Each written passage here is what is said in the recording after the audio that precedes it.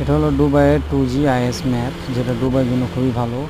সামনে ডান দিকে 200 metre exit আছে, ডান দিকে যেতে হবে, এবং এটার স্পিড লিমিট হলো 80 স্পিড লিমিট। এখন ডান দিকে 100 metre, 90 metre, 70 metre, 50, 40।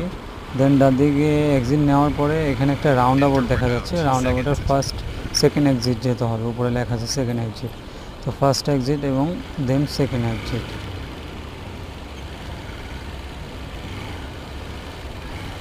Round about বলতে আমরা গোল চক্কর বুঝি, আমাদের বাংলাদেশে যেমন গোল চক্কর আছে, এখানে রাউন্ড আবাউট বলা হয়।